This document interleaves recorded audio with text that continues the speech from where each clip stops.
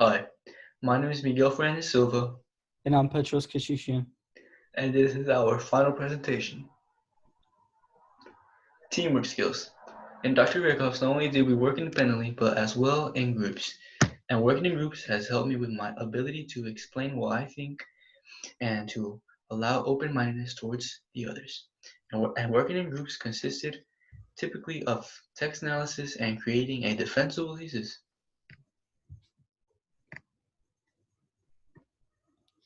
Materials.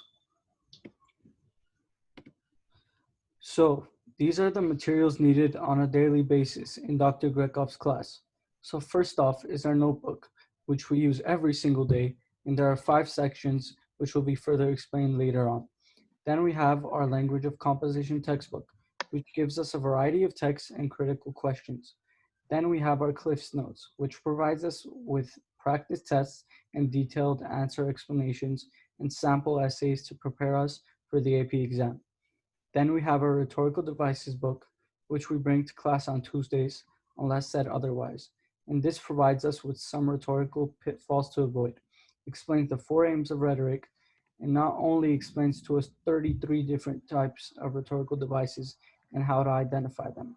Wow, that's a lot. But somehow we got through it, right, guys? Then we have our 2020 AP scoring guide and rubric, which demonstrates what what to do and not to do, and showed us the difference between low scoring and high scoring essays. That was a big help for me personally. Then we also needed a minimum of 2 pens, black or blue, plus a correction pen, preferably red. We also needed our syllabus. And last but not least, a good and ready to learn mindset and attitude. Participation. There were different types of participation in Dr. Greghoff's class. So first was Socratic seminars.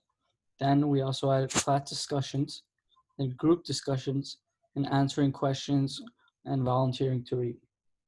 In a Socratic seminar, the class is split into 2 different groups, while one group debates, the other watches and evaluates. Each person is assigned to another for evaluation. Each person must participate at least once per Socratic seminar, but is encouraged to participate much more. The topics are created by the class itself. Usually the day before, each group of 4 gives 4 topics, and then one's running the seminar and have to choose the most controversial ones. Topics are usually related to the class. Socratic seminars are meant to develop or practice debating skills as well as learning to respect each other's opinions. Class discussions is a discussion with the whole class, including Dr. Greghoff. Participation is recommended and encouraged, but is not mandatory, but is taken into account for your biweekly grade.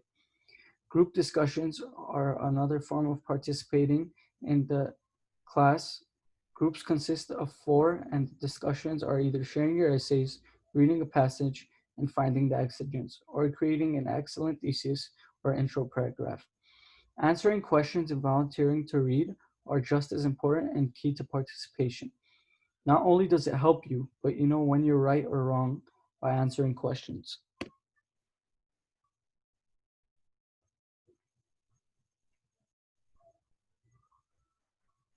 Notebook sections.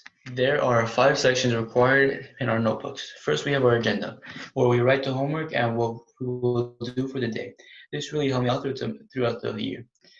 The following section is vocab and development. This is where I expanded my vocabulary throughout the entirety of the year and learned new ways to express my writing.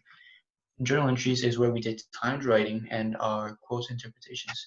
Next is reading comprehension, where passages and excerpts are reached into with depth and different perspectives. Finally is homework, where you should complete the task assigned in your agenda. Biweekly participation. So for a biweekly participation grade, we would get a grade out of 100 points once every 2 weeks. These were based off of our participation in class. For example, answering questions, volunteering to read, sharing our essays with the class. The second part is cooperation, which would be based off our work habits, how we get along with our peers and helping out. Lastly, our behavior, which is how we would act in class. Some good examples are not speaking out of turn, listening to the teacher, helping classmates, not being disruptive, and acting mature.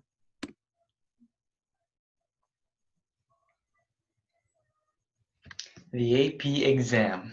Dr. Gregov ensured that we had solid preparations for the AP test to come. Throughout the year, we wrote many rhetorical analysis, synthesis, and argumentative essays, as well as writing analysis on our peers' essays.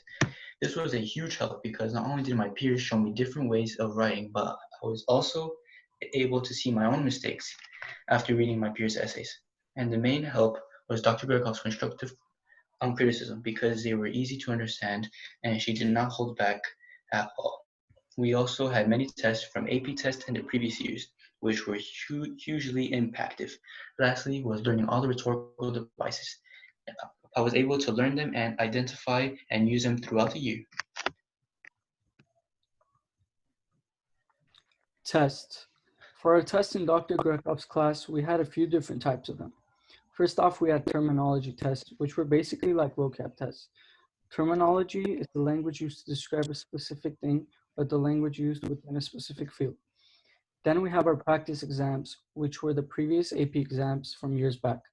They were very helpful, and I was actually surprised I did pretty well on them. Lastly, we have our timed essays, which helped us prepare for when the time of the AP exam came and we would be ready, considering we had 45 to 50 minutes to write an essay. Grading scale. Dr. Grekov's grading scale is that basically everything is worth the same amount. For example, homework, tests, quizzes, participation, etc. Everything is graded the same. They all have the same weight, which I think is pretty cool. My experience. At first, I didn't really want to join AP Lang, but now I'm so glad that I did. This has been a good experience. My goals when joining the class were to become a better writer and also to become a better reader, which means I would understand the text better and be able to explain the text better. I also wanted to get a taste of the college life, which Dr. Berghoff ensures by demanding the best from her students.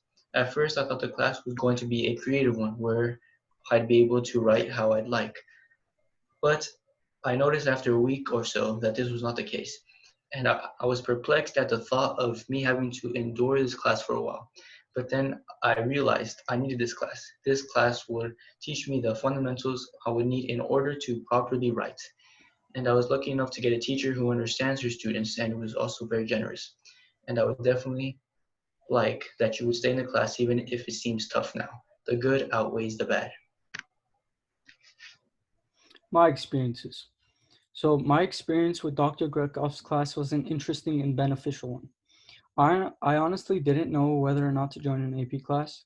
Once I did, I realized how much time, effort, and work was needed in order to succeed. This class is definitely not one that you can slack off on, even a little. This class requires focus, determination, and effort.